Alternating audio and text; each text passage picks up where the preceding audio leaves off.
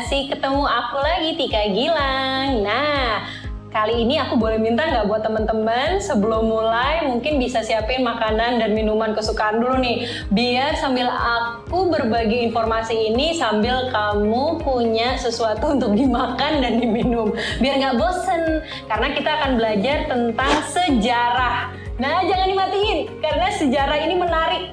Biar kita tahu kayak apa sih ilmu branding saat ini. Yuk!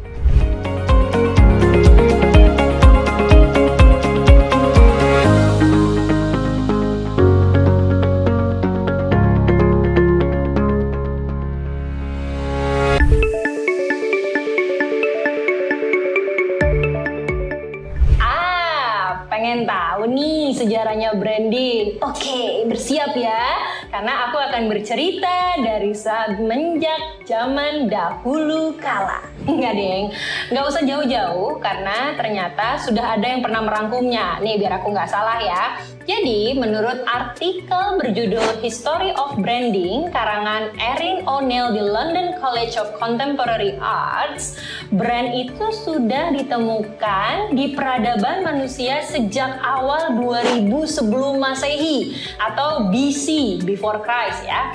Nah, itu sudah digunakan sebagai tanda kepemilikan brand. Jadi pada zaman dulu brand itu dipakai buat dua hal. Nah, ada yang dipakai sebagai penanda binatang-binatang ternak mereka agar nggak ketuker nih. Binatang ternaknya si A dengan binatang ternaknya si B itu harus dikasih tanda.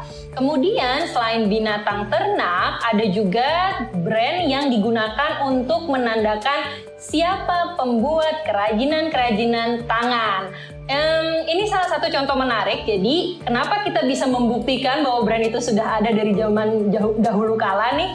Di era Mesir kuno itu ditemukan banyak sekali kerajinan-kerajinan tangan yang kita bisa lihat nih ada logonya. Dan kita bisa tahu keluarga mana yang membuat misalnya Gucci atau perangkat makan yang sudah dari zaman dahulu kala tersebut. Lalu peradaban makin lama makin berkembang. Brand juga fungsinya berubah dari cuma sebagai penanda dan pembeda. Di era 1960-an, brand itu sudah mulai menjadi bagian dari aktivitas dagang. Jadi sudah banyak sekali yang namanya pedagang, juga pabrik, dan juga banyak sekali penyedia jasa yang mengerti fungsi dari brand itu sendiri. Nah, 1970 itu adalah dicatat sebagai era awal industri brand dan periklanan. Tapi ini di barat ya. Kalau di Indonesia kira-kira sejarahnya seperti apa ya? Ada yang tahu nggak? Tapi sebelum kita membahas itu atau sebelum kita saling mencari tahu masalah sejarah brand di Indonesia, mau tahu kayak apa sejarah brand secara keilmuan? Yuk cari tahu!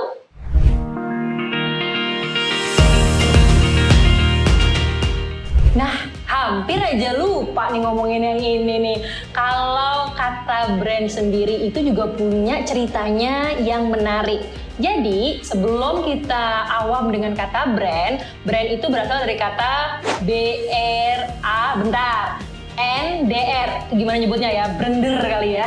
Mudah-mudahan aku nggak menyebutnya dengan salah. Tapi brander itu artinya adalah membakar.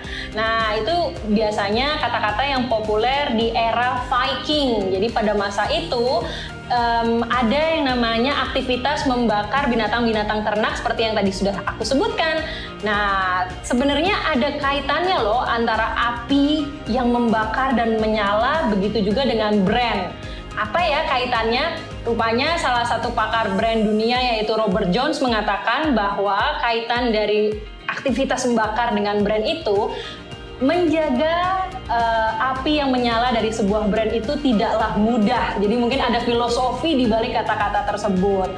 Nah, di dunia modern ketika kita bersaing satu sama lain, kadang brand kita bisa dibilang sebagai brand yang dingin gitu ya, udah mulai kayak mesin. Padahal sebenarnya ada harus sentuhan-sentuhan emosional nih yang membuat brand kita bisa tetap akrab sama konsumen dan masyarakat.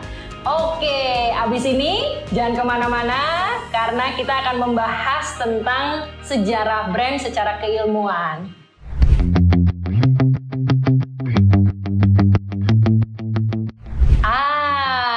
Kalian sudah bertahan selama ini, hebat!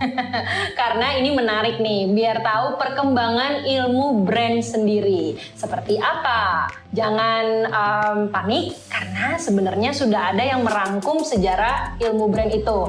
Yang ngerangkum namanya Heading, Knudsen, sama Bierre di tahun 2015 udah ada bukunya. Yang dirangkum ke dalam satu bagan yang dinamakan Taxonomy of Brand Management. Nah, itu ada list-listnya dari tahun 1985. Jadi kan kita tahu ya, brand dan periklanan itu sudah menjadi industri tersendiri di Inggris terutama dari tahun 1970-an. Nah, ilmunya sendiri baru mulai dirangkum tahun 1985. Nah, taksonomi ini kemudian menjelaskan bagaimana perkembangan ilmu brand dari 1985 sampai 2000. Kita mulai ya. 1985, brand itu dikenal sebagai alat atau entitas ekonomi. Yap, seperti juga penjelasan di tahun 1960-an bahwa brand adalah entitas pembeda karena fungsinya membedakan antara produk dan jasa yang ditawarkan oleh dua perusahaan atau lebih yang masing-masing berbeda. Tentu ada nilai-nilai ekonomi tersendiri kenapa brand yang satu berbeda dengan yang lain. Oke, lanjut ke pertengahan 1990. Siapa yang di sini anak 90-an? Nah, di pertengahan 90, brand itu dibahas dengan pendekatan identitas. Nah, pada masa inilah sudah mulai dibahas bahwa brand itu harus punya karakter. Kenapa? Karena brand ternyata bukan pembeda saja loh. Brand juga bisa menjadi alat konsumen berekspresi. Contoh, kita pakai jam nih, mereknya beda-beda kan. Ada yang pakai jam mereknya A, ada yang pakai mereknya B. Kenapa? Karena kita merasa kalau kita pakai yang A, kita lebih kelihatan macho, misalnya seperti itu. Atau yang pakai yang B, kita lebih kelihatan elegan. Itu bisa membuat identitas kita terlihat dari menggunakan suatu brand.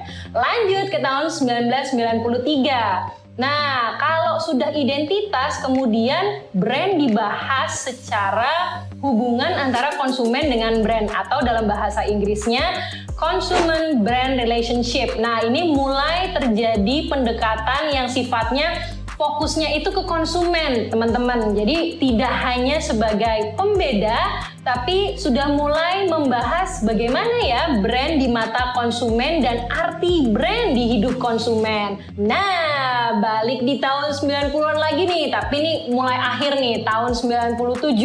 Kalau tadi identitasnya konsumen, sekarang keilmuan brand sudah mulai memberikan penjelasan-penjelasan bahwa brand itu harus punya karakter.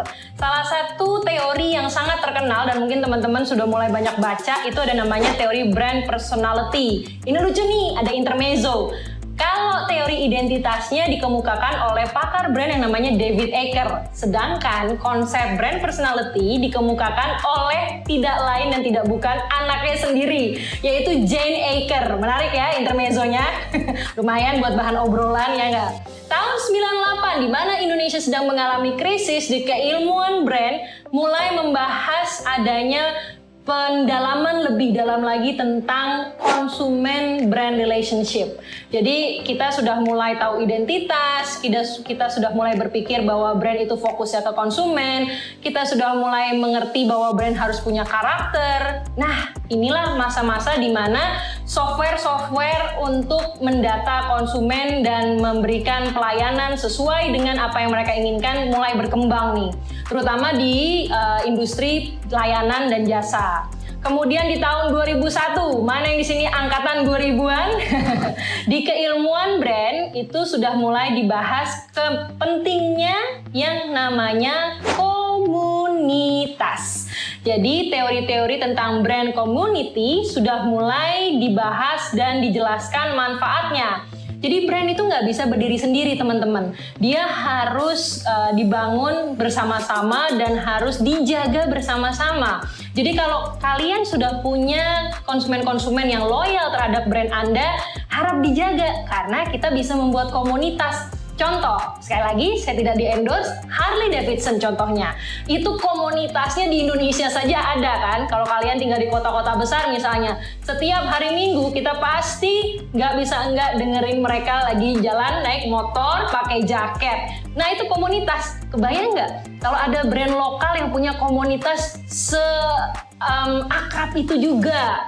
Nah kemudian kita di terakhir nih tahun 2000-an akhir, brand sampai sekarang pendekatannya sudah mulai menjadi bagian dari yang namanya budaya.